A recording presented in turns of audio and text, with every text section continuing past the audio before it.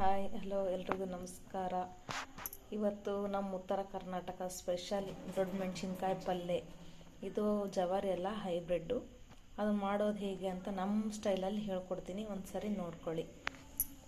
ಈರುಳ್ಳಿ 2, ಸ್ವಲ್ಪ ಹುಣಸೆಹಣ್ಣಿನ ರಸ, ಸ್ವಲ್ಪ ಶೇಂಗಾ ಬೀಜ ಪೌಡ್ರ್, 1-2 ಸ್ಪೂನು ಗುರಳ್ ಪೌಡ್ರ್. ಇಲ್ಲಿ ಆಯಿಲ್ ಕಾಯಕ್ಕೆ ಇಟ್ಟಿದ್ದೀನಿ ಬಾಣಲೆಯಲ್ಲಿ. ಸ್ವಲ್ಪ ಕ್ಯಾಪ್ಸಿಕಮ್ನ ಅಂದರೆ ದೊಣ್ಣೆ ಮೆಣಸಿನ್ಕಾಯಿನ ಎಣ್ಣೆಯಲ್ಲಿ ಚೆನ್ನಾಗಿ ಸ್ವಲ್ಪ ಫ್ರೈ ಮಾಡ್ಕೊಳ್ಳೋಣ.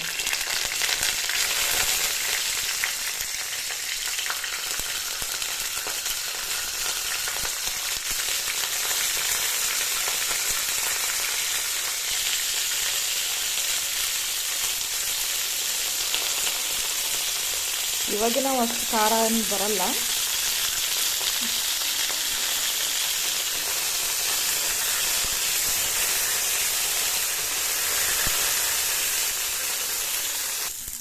ಈ ರೀತಿ ಎಣ್ಣೆಯಲ್ಲಿ ಫ್ರೈ ಮಾಡಿಕೊಂಡು ಒಂದು ತಟ್ಟೆಯಲ್ಲಿ ತೆಗೆದಿಟ್ಕೊಳ್ಳಿ.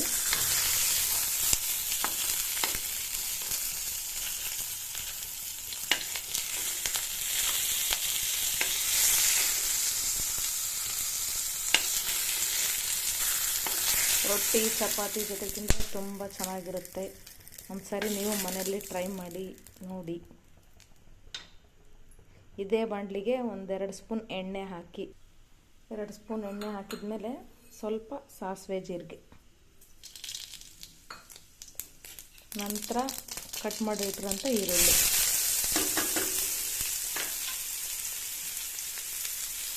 ಈರುಳ್ಳಿ ಸ್ವಲ್ಪ ಕೆಂಪಗಾಗೋ ತನಕ ಫ್ರೈ ಮಾಡಿ.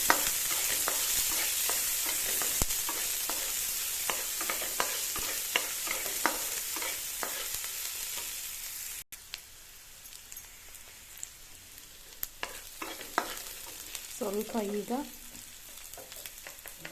ಅರಿಶಿಣ, ಸ್ವಲ್ಪ ಖಾರ ಪುಡಿ, ಯಾಕೆಂದರೆ ಅದೇನು ಅಷ್ಟು ಖಾರ ಇರಲ್ವಲ್ಲ, ಹಾಗಾಗಿ ಸ್ವಲ್ಪ ಖಾರ ಪುಡಿ. ನೆಕ್ಸ್ಟು ಹುಣಸೆಹಣ್ಣಿನ ರಸ ಹಾಕಿ,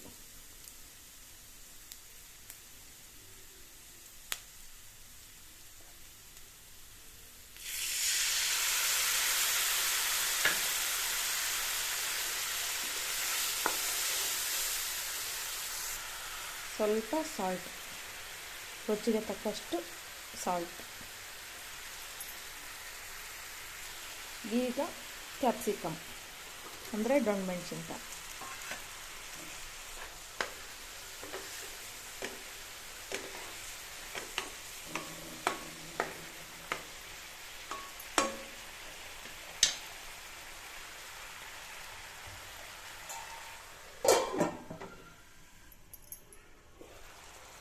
ಈ ರೀತಿಯಾಗಿದೆ. ಈಗ 1 ಸ್ಪೂನ್ ಗುರಳ್ ಪೌಡ್ರು,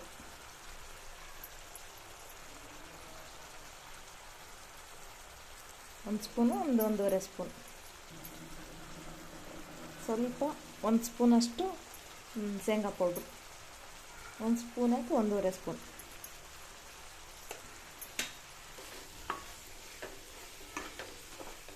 ಸ್ವಲ್ಪ ನೀರು ಹಾಕಿ ಮುಚ್ಚಿ 5 ನಿಮಿಷ ಬೇಯಿಸಬೇಕು. ಫೈನಲಿ ದೊಣ್ಣೆ ಮೆಣಸಿನ್ಕಾಯಿ ಪಲ್ಯ ರೆಡಿ ಆಯಿತು. ಚಪಾತಿ ರೊಟ್ಟಿ ಜೊತೆ ತಿನ್ನಬಹುದು. ಒಂದ್ಸರಿ ಮನೆಯಲ್ಲಿ ಟ್ರೈ ಮಾಡಿ ನೋಡಿ. ಈಸಿಯಾಗಿ ಒಂದು 10 ನಿಮಿಷದಲ್ಲೇ ಆಗುತ್ತೆ.